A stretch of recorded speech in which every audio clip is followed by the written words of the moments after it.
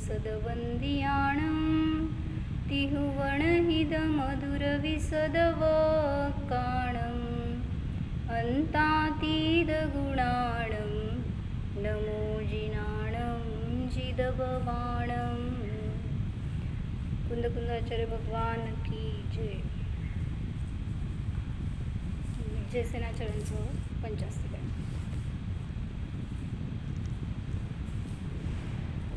तर 58 नंबरची गाथा बघत होतो. जयसेनाचार्यांचं 64 नंबर आहे, म्हणजे 100 पानावर आहे त्याच्यात संस्कृत आहे फक्त. दुसरं शोधावं लागेल, राहू दे, बघून ठेवते मी काढून. अथ रागादि परिणामानां उदयागतं द्रव्यकर्म व्यवहारेण कारणं भवति इति दर्शयति.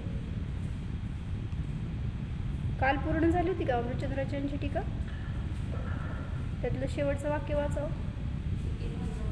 तुम्ही जयसेनाचार्यांचं घेतलं का पुस्तक?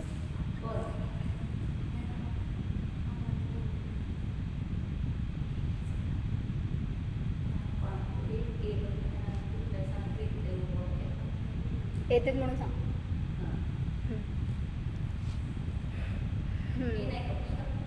आहे तेच आहे. दीपाली भाभी, काल अमृतचंद्राचार्यांची पूर्ण झाली होती का? आहे का समोर टीका? मला दुसरं पुस्तक द्यावं काका. एवं निश्चयेन रागादि भावानां जीवः कर्ता पूर्वगाथायां फलितं मंत्र तु व्यवहारेण कर्म कर्तृ भवति इति स्वतंत्र गाथा. दुसरं पंचास्तिकाचं कुठलं पण द्या, बघते मी, बघावं लागेल. द्या, चालतं. तुमचं पुस्तक आहे तर 100 पान आहे.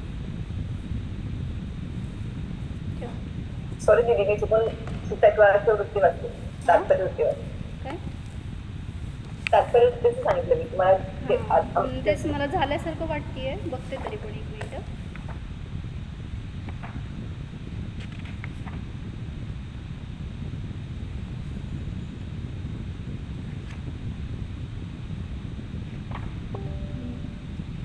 हे पण जयसेनाचार्यांचंच दिलं, हे नाही. क्षमा, तुम्हाला उठावंसं करायला. दुसरं पुस्तक आहे, दुसरं.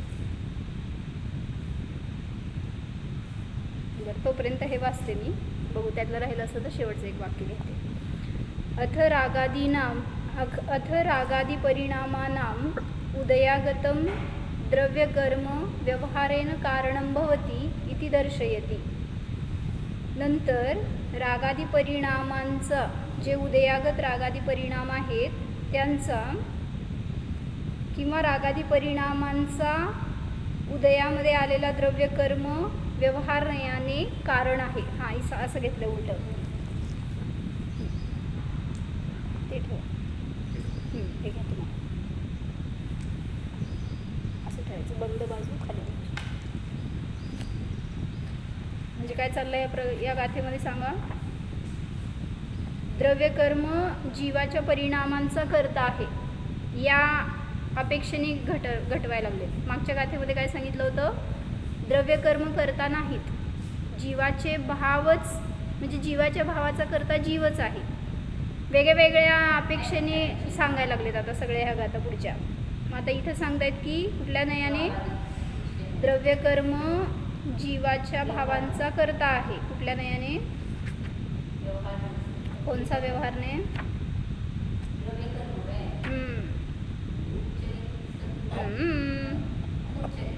अनुच्चरित असद्भूत, अनुच्चरित असद्भूत व्यवहारने.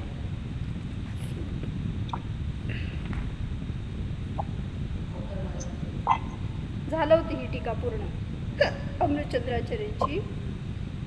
त्यात घेतलं होतं शेवटचं वाक्य की उदय उपशम क्षय और क्षयोपशम स्वरूप 4 द्रव्य कर्म की ही अवस्थाएं है, परिणाम स्वरूप एक अवस्था वाले जीव की नहीं है. उदय उपशम वगैरे ह्या सगळ्यात कर्माच्या अवस्था आहे, जीवाच्या नाहीत. जीव कसा आहे? परिणाम स्वरूप आहे, म्हणजे पारिणामिक भावाला आहे.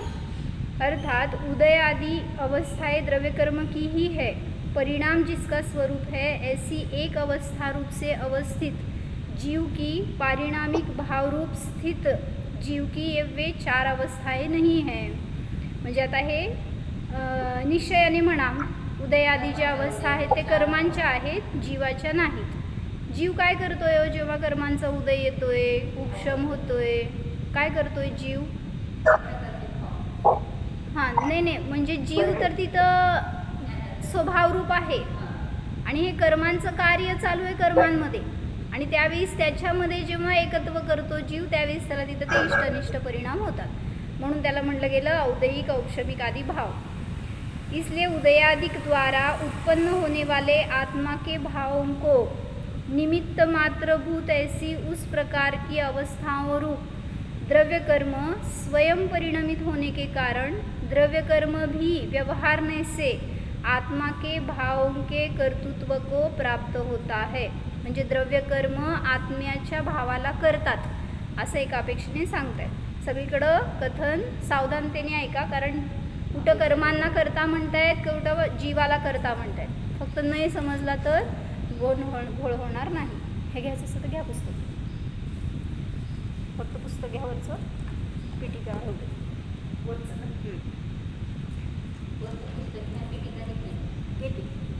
तरी तर काय सांगतायत जयसेनाच्या टीकेमध्ये, रागादी परिणामांचा करता व्यवहारनयाने उदयागत द्रव्यकर्म आहे. म्हणजे ते कारण आहे. व्यवहारनयाने द्रव्यकर्म रागादी भावांचा करता आहे, कारण आहे असं दाखवतात. मग काल उदाहरण दिलं होतं ना, ऐकलं होतं का?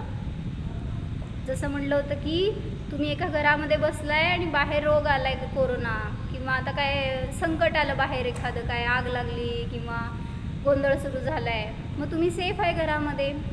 मग तुमचं परिणमन कसं चालू आहे? स्वभाव रूपाने, आणि बाहेर विभाव चालू आहे. मग तुम्ही जर दरवाजे खिडक्या उघडले तर, म्हणजे सोलापूरमध्ये कर्फ्यू लागला होता एकदा, कधी 2001च्या दरम्यान, 2001. तर त्यावेळेस माताजी सोलापुरात होत्या आणि गोंधळ सुरू झाला होता. आणि मग त्यावेळेस माताजी आहाराला गेल्या होत्या एका घरामध्ये, आणि बरोबर तिकडं थोडंसं मागच्या गल्लीमध्ये वगैरे तिथं दंगल सुरू झाली होती, आणि सगळे असे तलवारी घेऊन बाहेर पळापळी करत होते रस्त्यावर. त्यामुळं कर्फ्यू जारी केला होता त्यांनी. मग जोपर्यंत कर्फ्यू लागला तोपर्यंत अजून आम्हा तिथंच होत्या आहाराला, आणि मग बाहेर पडायचं म्हणजे सगळं शुकशुकाट होतं रस्त्यावर, आणि जे कोण येणार ते असं दगडफेक करतील, कोण काय तलवारी फिरवतील, असं सगळं चाललं होतं. आणि पोलीस होते मागं पुढं सगळ्यांच्या. म्हटल्यावर असं माताजींना घेऊन जायचं म्हणजे दूर होतं मंदिर, न्यायचं म्हणजे प्रश्न होता. म्हणजे मला उदाहरण कशासाठी सांगायचं आहे, घरामध्ये होतो तोपर्यंत सेफ होतो, काहीच माहीत नाही आम्हाला आतमध्ये काय चाललं आहे बाहेर, आणि आम्ही आपलं मागं बाहेर वर खाली कसं करायचं. आम्हा आपले निर्विकल्प. म्हणजे तुम्ही जेव्हा बाहेर बघता ना, बाहेर जाता किंवा बाहेरची अशी एकत्व करणार ना, त्यावेळेस तिथं विकल्प होणार. हां, आणि मग तरी आम्हा बाहेर पडल्यावर पण बाहेरच नव्हत्या हो.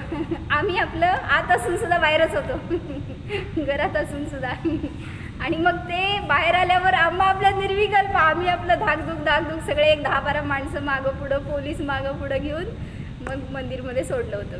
म्हणजे मला सांगायचं कशासाठी होतं की जोपर्यंत स्वभाव रूपाने परिणमन चालू आहे, आत आहे आपण उपयोगाने, तोपर्यंत सुरक्षित आहे. पण जेव्हा कर्मांचा उदय चालू आहे, त्याच्याशी एकमेक होतो, त्यावेळेस तुम्हाला औदयिक भाव झाले म्हटलं जातं. क्षय झाला क्षायिक भाव, क्षयोपशम झाला क्षयोपशमिक भाव झाले असं उपचाराने म्हटलं जातं. म्हणून त्या द्रव्यकर्माला व्यवहाराने तुमच्या परिणामांचा करता म्हटलं गेलं. पण ते सगळे भाव आम्हालाच झाले होते. माताजींना तर कसले भाव म्हणायचे, पारिणामिक भावातच होते त्या. सगळे भाव आम्हीच करत होतो. गाथा म्हणून एकदा, कम्मेण विणा उदयं जीव सण विज देव समं वा खय्यं खवसमियं तम्मा भावं तुकं मकदं. लावार्थ, कम्मेण विणा कसं लावायचं माहिती का? आपण अन्वय लावायचा असतो, असं म्हणजे असं शिकवलं. जेव्हा आम्हाला शिकवलं तेव्हा संस्कृतमधनं अन्वय लावायचा. जसं मी सांगते आता, जीवस कम्मेण विणा उदयं न विज्यते. काय म्हणलं? नाही, उलट झालं. कम्मेण विना जीवस उदयम न विद्यते, उवसमम न विद्यते, खय्यम न विद्यते, खवसमियम न विद्यते. आता सांगा, मराठी सांगा.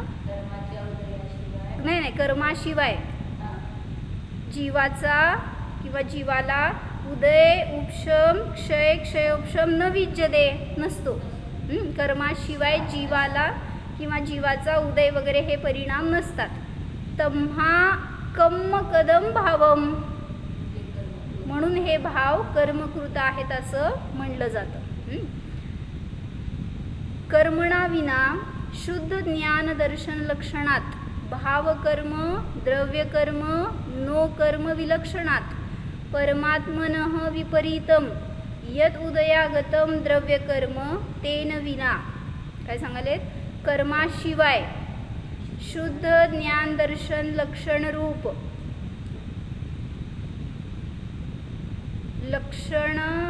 लक्षणवाल्यापासून असं म्हणायचं. शुद्ध ज्ञान दर्शन लक्षणापासून भावकर्म, द्रव्यकर्म, नो कर्म यापासून विलक्षण असणाऱ्या परमात्म्याच्या विपरीत, सगळे उलटं करून घेतले, त्याच्या विपरीत जे उदयागत द्रव्यकर्म आहेत त्याच्याशिवाय. आता हे कर्मणा विना आहे ना, ते शेवटच्या शब्दाला लावायचं आहे आणि मधलं सगळं आहे ते अंगप्रविष्ट कथन सांगतायत. म्हणजे जीव कसा आहे? शुद्ध ज्ञान दर्शन रूप आहे, भावकर्म, द्रव्यकर्म, नो कर्मांनी त्यापासून विलक्षण आहे, परमात्म स्वरूप आहे. यापासून विपरीत जे काही द्रव्यकर्म आहेत उदयागत असणारे त्याच्याशिवाय रागादी परिणामरूप औदैक भाव जीवस्य न विद्यते. रागादी परिणामरूप औदैक भाव जीवाला होत नाहीत. आता ते दंड दिलेत ना सगळे मध्ये मध्ये, तर ते त्याचा अर्थ लागत नाही. आणि म्हणजे आता परिणाम केले तर त्याच्या निमित्तात नवीन कर्म येणार आणि ते फेडत राहणार तुम्ही पुढं. त्यांचा उदय जेव्हा येणार त्यावेळेस तुम्हाला जे भाव होणार ते औदैक भाव म्हणले जाणार. पण सम्यक दर्शन प्रथम प्राप्त करत असताना मिथ्यात्व आणि अनंतानुबंधी कुठून आणायचे नाही आहेत आपल्याला. हे तर अनादीपासून जीवाजवळ आहेतच, म्हणून तुम्हाला अनादि मिथ्या दृष्टी म्हणलं गेलं शास्त्रामध्ये. जो कोणी अजून प्रथमोपशम सम्यक्त्वाला प्राप्त झाला नाही. आणि इकडं सम्यक दर्शन झालं म्हणजेच परिणाम निर्मळ झाले, श्रद्धा निर्मळ झाली, त्याच्या निमित्तात या कर्मांची शक्ती कमी झाली, दाबली गेली. म्हणजे उपादानाकडं बघा, जीवाच्या परिणामांच्या निमित्तात कर्म दाबले गेलेत वास्तविक. आता या गाथेमध्ये द्रव्यकर्मांनी केलं हे दाखवायला लागले, पण जीवानी असे विशुद्ध परिणाम केले त्याच्या निमित्तात मिथ्यात्व आणि अनंतानुबंधीचा उपशम झाला आणि तिथं औपशमिक सम्यक दर्शन प्रगट झालं. आणि क्षयोपशमिक सम्यक दर्शन होत असताना सम्यक प्रकृतीचा तिथं उदय कार्य करतो असं म्हणलं जातं. काय म्हणले? बोला. मोक्षामध्ये फक्त जेव्हा होत असताना सम्यक मिथ्यात्व आणि सम्यक प्रकृती नवीन पुढे पडते, तेव्हा पहिल्यांदा होत असताना अनादि ते तिथं कर्म नाहीच ना, कारण त्याचा आपल्याला बंद पण होत नाही. त्यामुळे म्हणजे काय आणलं नाही नवीन आपण, मिथ्यात्व तर आहेच जवळ, त्या मिथ्यात्वाचे तुकडे पडले आणि मग जेव्हा क्षयोपशम सम्यक दर्शन प्राप्त झालं त्यावेळेस ती सम्यक प्रकृती उदयामध्ये आली असं म्हणलं गेलं. ठीक आहे, झालंय का समाधान? हा, जर सत्तेत कर्म नसतील तर आर्यंत पदच प्राप्त होईल ना. म्हणजे त्यांना काय म्हणायचं आहे की तुम्ही रोज परिणाम करत असताना नवीन कर्म येतात आणि मग तुम्हाला तसे भाव होतात का? तसं नाही आहे. सम्यक दर्शनाच्या बाबतीत सोडा, आता तुम्हाला क्रोध झाला, विभाव झाले, मोह झाला, कशामुळं झाला? अज्ञान. नाही, नवीन कर्मामुळं झाला का पुरातन तुमच्याजवळ असणाऱ्या कर्माने झाला?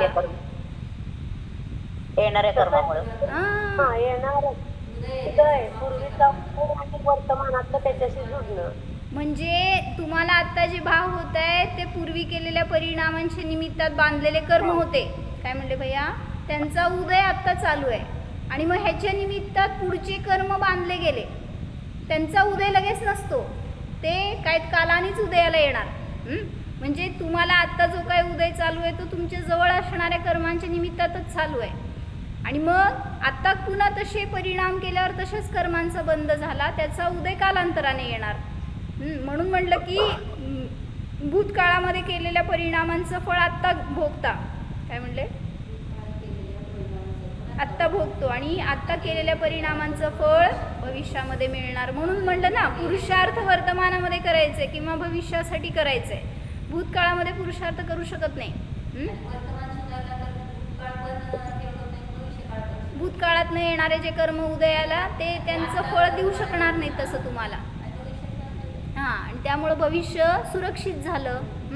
म्हणून एक वाक्य आज मी काय ऐकलं, काय म्हणताय? स्वभावाला जाणण्यासाठी कुठल्या कर्माचा उदय लागत नाही. बरोबर आहे. तर असं वाटतं की उद्यात मला आत्मानुभूती. मग आपण वाचलं होतं ना काल परवा टीकेमध्ये, कुठलंही स्वाभाविक परिणमन होण्यासाठी कर्म तिथं निमित्त नसतातच. जसं म्हणलं होतं, अस्तित्व गुणाचं परिणमन होत असताना कुठलं कर्म आहे कार्य करतंय?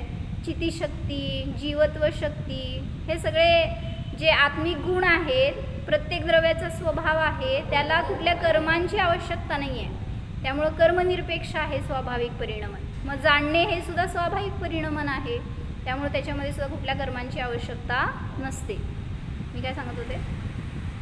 हां, मी एक वाक्य काय ऐकलं आज, की ज्याला आज धर्माचं महत्त्व नाही वाटत किंवा जो आज आराधनेमध्ये नाही आहे, नियमाने समजून घ्या तो विराधना करतोय.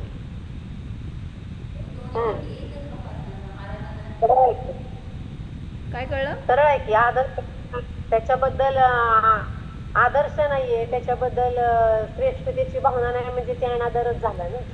नाही, तुम्ही काय म्हणणार की आता जसं इंजिनियर्स आहेत अनेक जण, किंवा आता हे आमच्या दुपारी येणारे पोरं आहेत, त्यांना म्हटलं की तुम्ही हे करा, स्वाध्याय करा, पूजन करा किंवा प्रक्षाल करा.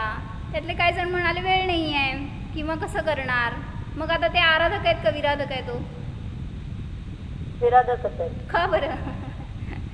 लगेच असं धाडकन करू नका.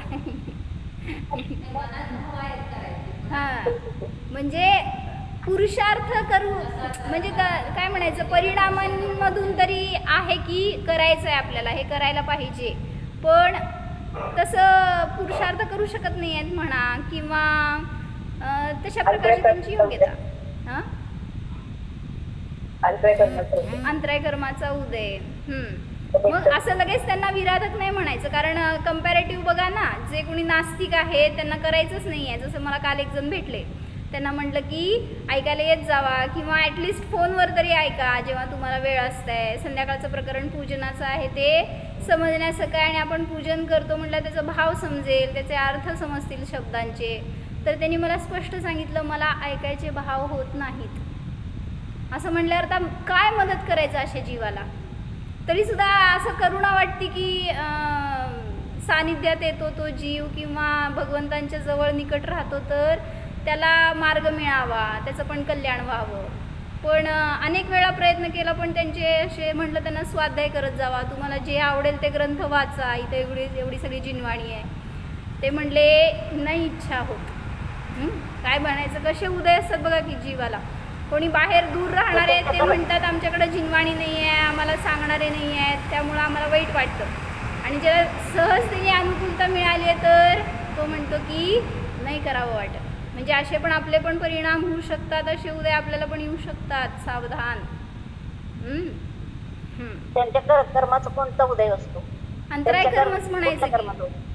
तेच की आता सगळं हे वाचताना असंच वाटतंय की कुठला जीव कदाचित असं इतक्या जवळ राहून इतक्या काय म्हणतात नहून निघण्यासारखं आहे सगळं वाणीनी, पण असा जीव अभव्य सुद्धा असू शकतो मग एखाद्या वेळेस. म्हणजे असं वाटतं की भगवंतांना स्पर्श करेल, सगळं प्रक्षाल करेल, पूजन करेल, घेऊन बसेल पुस्तकं वगैरे, काय म्हणतील भक्ती वगैरे, पण तरीसुद्धा कदाचित अभव्य सुद्धा असू शकतो असा जीव. म्हणून मला म्हणायचं आहे की आपल्या परिणामात सावधानता ठेवा. असे उदय आपल्याला सुद्धा येऊ शकतात. अंतराय कर्माचा उदय शेवटी किंवा ज्ञानावरणाचा उदय, सगळ्याच कर्माचा दर्शनमोहाचा सगळ्यात तीव्र उदय. म्हणून असे परिणाम आपल्याला होऊ नयेत. तस्मात् भावः तु कर्मकृतः यस्मात् शुद्ध पारिणामिक भावम मुक्त्वा पूर्वोक्तम औदैक औपशमिक क्षायिक क्षायोपशमिक भावचतुष्टयम द्रव्यकर्मणा विना न भवती. काय सांगायला लागलेत आतापर्यंत? काय सांगितलं की जीवाचे जे क्षायिक क्षायोपशमिक औदैक औपशमिक भाव आहेत, काय सांगितलं का की ते द्रव्यकर्माशिवाय होत नाहीत. आता सांगतायत म्हणून ते भाव कर्मकृत आहेत. यस्मात ज्या कारणाने शुद्ध पारिणामिक भावाला सोडून पूर्वोक्त औदैक औपशमिक क्षायिक क्षायोपशमिक हे 4 भाव द्रव्यकर्माशिवाय होत नाहीत. म्हणजे तिथं द्रव्यकर्मांची अपेक्षा आहे म्हणून कर्माशिवाय होत नाही असं म्हणलं, पण वास्तविक कर्म काहीही करत नाहीत. तस्मात् एवं न्यायते जीवस्य औदैकादि भावचतुष्टयम् अनुपचरित असद्भूत व्यवहारेण द्रव्य कर्म कृतम इति. सगळ्या टीकेतनं एवढंच सांगायचं तुम्हाला, काय तस्मात् एवं न्यायते, त्यामुळे हे जाणलं जातं की जीवाचे जे औदैकादि 4 भाव आहेत ते द्रव्यकर्मकृत आहेत. कुठल्या नयाने?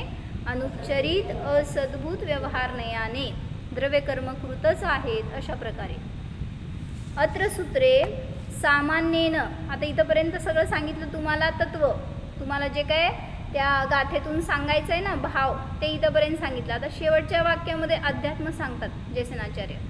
हे समजून तुम्हाला काय फायदा?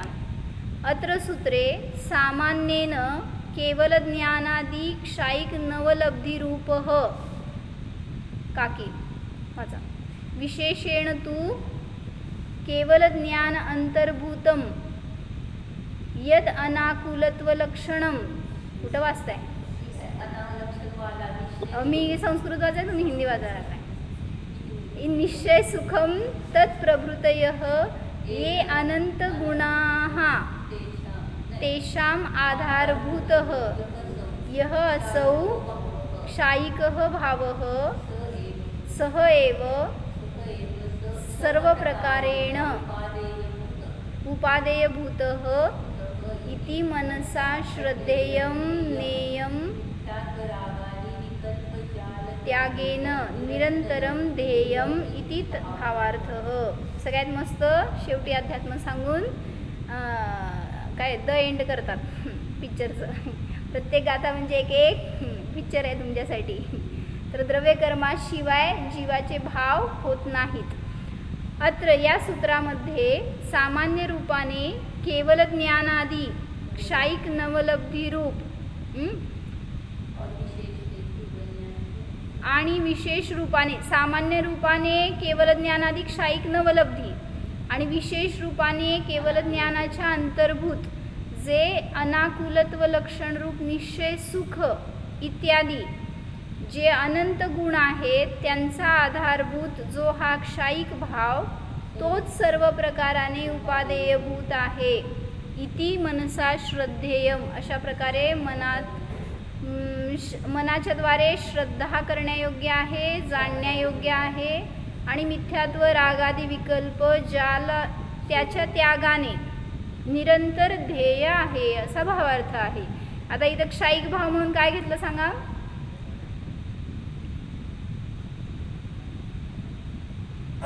स्वभाव. म्हणजे क्षायिक भावाला उपादेय म्हणतायत ना, तर तो क्षायिक भाव म्हणजे पर्याय नाही घ्यायचा आहे. मग घेतलंय त्यांनी तसं. सामान्य रूपाने जे क्षायिक नवलब्धी आहेत ना त्या नवलब्धी पर्याय रूप आहेत आणि जो स्वभाव आहे तो सगळ्याचा आधारभूत आहे. म्हणजे काय क्षायिक सगळे सुख वगैरे आहे, काय क्षायिक सुख म्हणा, क्षायिक वीर्य म्हणा, हे सगळे भाव जे आहेत ते स्वभावरूप आहेत आणि त्यांचा आश्रय घेण्यायोग्य आहे, तेच श्रद्धा करण्यायोग्य आहेत, ज्ञेय आहेत, ध्येय आहेत. मग त्याला विषय करून जाणा तर आपल्याला सुद्धा तशा क्षायिक भावाची सहज प्राप्ती होणारच. काय कळलं सांगा?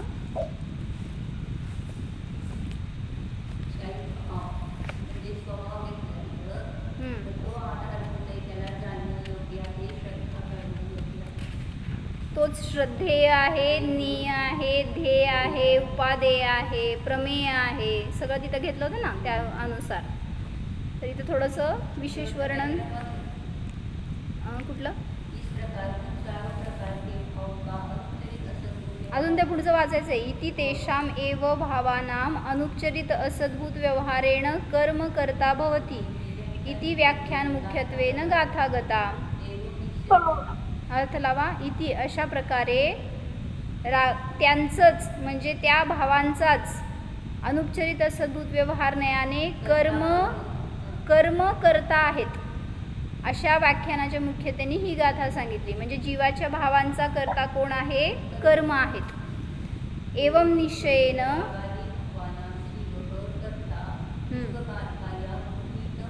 भणितम अत्र तू म्हणजे भणितम मागं घ्यायचं. पूर्वगाथायाम भणितम अत्र तू कर्म कर्तृ भवती.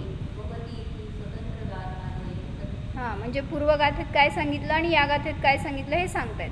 एवं अशा रीतीने निश्चयाने रागादी भावांचा जीव करता आहे असं मागच्या गाथेमध्ये सांगितलं. परंतु येथे व्यवहाराने कर्माला करता आहे असं सांगण्याच्या मुख्यतेने स्वतंत्र 2 गाथा सांगितल्या गेल्या. तर इथं त्यांनी चांगलं घेतलं की जे कर्मकृत भाव असतात ना, वर्णींच्या प्रवचनमध्ये एक पॅरेग्राफ घेतला आहे. कर्मकृत भाव असतात ते कृत्रिम असतात. भैया काय सांगितले? कृत्रिम म्हणजे केलेले. हां अकृत्रिम आहे तो स्वभाव आहे. प्रत्येक द्रव्याचा स्वभाव अकृत्रिम असतो. अकृत्रिम म्हणजे काय मामा? हां नॅचरल आहेच, अनादीपासून आहे. मग त्यांनी सांगतायत की कृत्रिम आणि अकृत्रिम दोन्हीमध्ये फरक कसा पडतो. तर कृत्रिम भाव कसे असतात की जीवाला कर्माच्या उदयाचं निमित्त असताना होतात. पदार्थ में जो स्वभाव पडा है वही बात उसमें जगे वह अकृत्रिम है. काय म्हणले?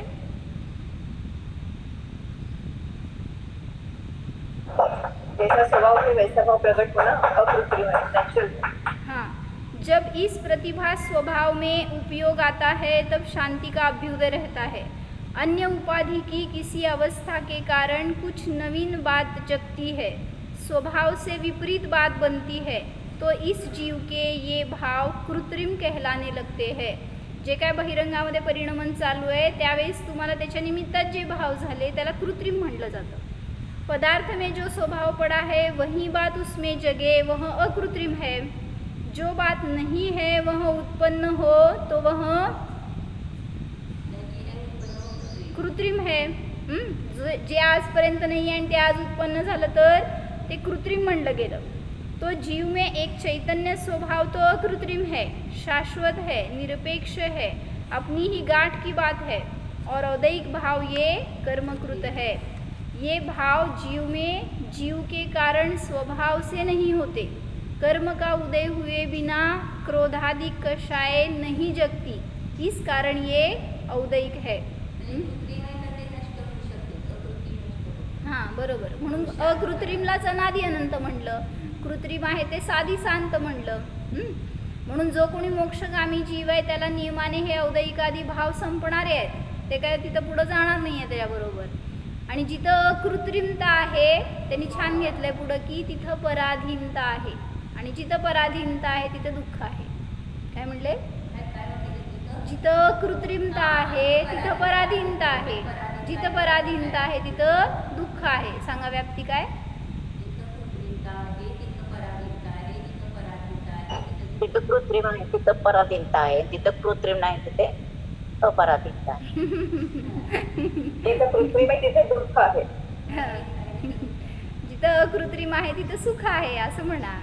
तर तिथे सांगतात की पराधीन कार्यामध्ये नियमाने अरुचीची प्रवृत्ती असते जीवाची. अरुचीपूर्वक प्रवृत्ती करतो जिथं कुठं अकृत्रिमता असते. जसं दुसऱ्याच्या घरात गेल्यावर तुम्हाला काम करायला लावलं तर काय करणार हो? किती भावपूर्ण करता हो. हां नको असतं असं करणं तिथं. कशाला? आता आपण गेलोय तर मजा करायला आणि मग तिथं काम करायला लावलं तर पराधीनता आहे, तिथं रुचिपूर्वक प्रवृत्ती नसते. आप सबकी ऐसी प्रकृति है कि जो बात पराधीन होती है उसमें आप दिल नहीं लगाते, उसकी चाह में अधिकार नहीं समझते. इसी कारण व्यापाराधिक मामलों में आप यह तसल्ली रखा करते हैं कि इस मामले में हम कहीं दूसरे के अधीन फंस तो न जाएंगे. हमारे हाथ के तो नीचे रहेंगे ना सब काम, ऐसी प्रकृती पडी हुई है. म्हणजे कर्जबाजारी झाल्यावर दुसऱ्याच्या अधीन होऊन काम करण्यामध्ये किती सुख. त्यांनी सांगितलं एवढा पैसा भरा, आज द्यावंच लागणार, किंवा आज तुम्हाला या महिन्याचा एवढाच पगार मिळणार, असं दुसऱ्याच्या अधीन काम करत असताना सुखाचा अनुभव नसतो. मेरे अधीन मेरा सब ऐश्वर्य है, उसमें आप संतोष मानते हैं. काय संतोष भैया? किसमें संतोष है? अपने ऐश्वर्य में संतोष है. और जो बात पर के अधीन बन जाए, जैसे बिना लिखा पढ़ी करे उसे आप 1000-2000 रुपये दे दे, तो आप अब पर के अधीन हो गए. उसकी मर्जी आए तो बताए कि मैंने लिखा, न मर्जी आए तो न बताए. ऐसी भी बात की जा सकती है. आप लिखा लेते हैं और अथवा कुछ मुआवजा रख लेते हैं तो संतोष करते हैं. अब अपने अधिकार की बात है. भला यह बतलाओ कि ये औदैहिक भाव, ये विषय कषाय, ये विकार, ये मंसूबे, ये सब आपके अधीन बातें हैं या पराधीन है? ये सब पराधीन बातें हैं. जैसा उदय हो, जैसा भवितव्य हो, सुयोग हो, होता है. आपके अधीन उसमें कुछ नहीं है. काय म्हणले रुपाली भाभी? शरीराने माझ्या मनासारखं वागावं, माझ्यासारखं उदय द्यावा, तर हे तुमच्या अधीन नहीं. लेकिन कोई पराधीन बातों में ही बैठे बैठे संतोष माना करे तो उसे लोग बुद्धिमान नहीं कहते. ऐसे ही इन पराधीन भावों में जो लोग संतोष माना करे, मैं बहुत पुण्यवान हूँ, मैं बहुत उत्कृष्ट हूँ, बुद्धिमान हूँ, चतुर हूँ, यो कोई संतोष किया करे तो उसे फिर कोई ज्ञानी पुरुष बुद्धिमान कह सकेगा क्या? हां, आणि पराधीन नियमाने अकृत्रिमता जिथं आहे तिथं स्वाधीन आहे. अकृत्रिमता जिथं आहे तिथं स्वाधीनता आहे आणि तिथं सुख आहे. आणि जिथं कृत्रिमता आहे तिथं पराधीनता आहे आणि तिथं दुःख आहे. त्यामुळं पराधीन जगणं आपल्याला कोणालाच नको आहे. त्यामुळं स्वाधीन जगायसाठी स्वाधीन विषयाचं अवलंबन घ्यायला पाहिजे. हो, जाणा. हा मी जीव कर्मांच्या अधीन नाहीच.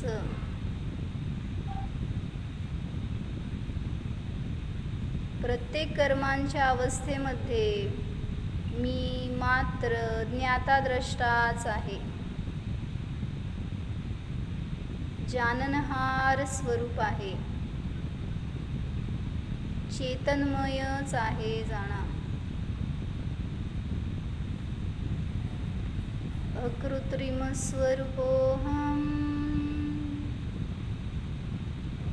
स्वाधीन स्वरूपोऽहम्, जीवोऽहम्.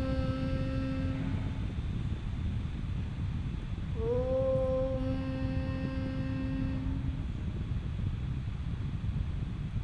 विसर्ज. नमो अरिहंताणं, नमो सिद्धाणं, नमो आर्याणं, नमो वज्रायाणं, नमो लोये सव्वसां.